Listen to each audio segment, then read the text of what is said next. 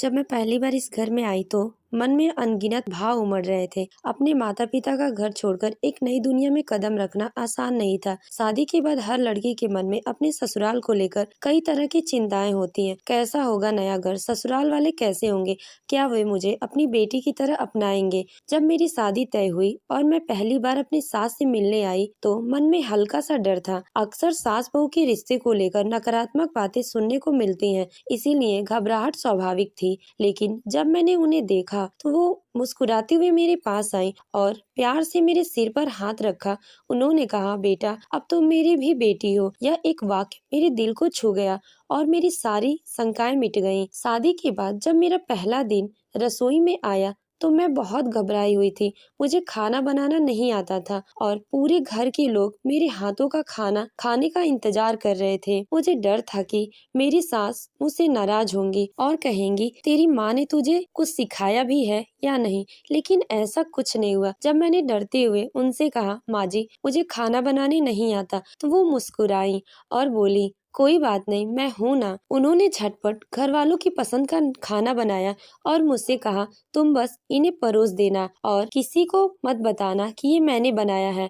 उनका यह अपनापन मेरे दिल के लिए अनमोल था। मैं खाना लेकर घर वालों के पास गई और सबने उसकी बहुत तारीफ की, लेकिन किसी को ये नहीं पता चला कि वह खाना मेरी सास ने बनाया था। बाद में उन्होंने मुझे धीरे धीरे खाना बनाना सिखा दिया, बिना किसी डांट फटकार के, बल्कि प्यार और धैर्य के साथ। मेरी सास मेरे लिए सिर्फ पति की माँ नहीं थी, बल्कि वो सच में मेरी माँ जैसी थी।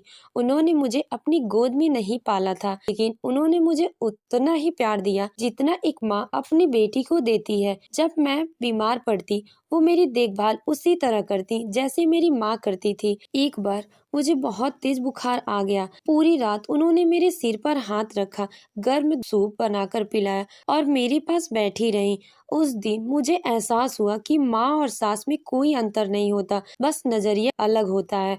कई बार सास बहू के रिश्ते में भेदभाव हो जाते हैं, लेकिन मेरी सास ने कभी मुझे गलत साबित करने की कोशिश नहीं की। अगर कभी मैं गलती करती तो वे डांटने की बजाय मुस्कुराकर कहती, कोई बात नहीं बेटा, गलती से ही सीखते हैं। और फिर वो मुझे सही तरीका सिखाती। उनकी यह आदत मुझे बहुत पसंद आती थी।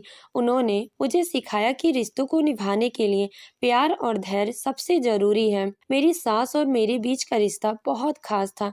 हम दोनों एक दूसरे की भावनाओं को समझते और बिना कहे एक दूसरे के हाल जान लेते। वे मुझे अपनी बेटी मानती और मैं उन्हें अपनी माँ की तरह सम्मान देती हूँ। हम अपने मन की हर बात खुलकर एक दूसरे से कहते और किसी भी समस्या का समाधान निकालते हैं। हम साथ में बैठकर बातें करते, हंसते, खाना बनाते और कभी कभी शॉपिंग भी करने चले जाते।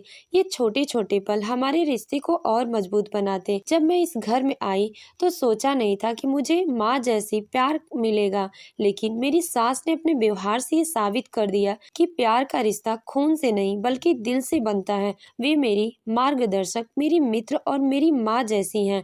उनके बिना यह घर अधूरा लगता है। जब लोग मुझसे पूछते हैं कि मेरी सास कैसी है तो मैं गर्व से कहती हूँ, मेरी सास मेरे लिए माँ से कम नहीं है। मैं ईश्वर से प्रार्थना करती हूँ कि वे हमेशा स्वस्थ और खुश रहें। उन्होंने मुझे माँ का प्यार दिया और मैं भी उन्हें हमेशा अपनी माँ की तरह प्यार से और सम्मान दूंगी। तो दोस्तों, अगर आपको ये कहानी अच्छी लगी हो तो कमेंट करके जरूर बताइए। वीडियो को लाइक करें और हमारे चैनल स्टोरी विद आरजी को सब्सक्राइब करना ना भूलें। साथ ही नोटिफिकेशन बेल को जरूर दबाएं ताकि हमारी दिलचस्प कहानियाँ आप तक पहुँचती रहें। Thanks for watching.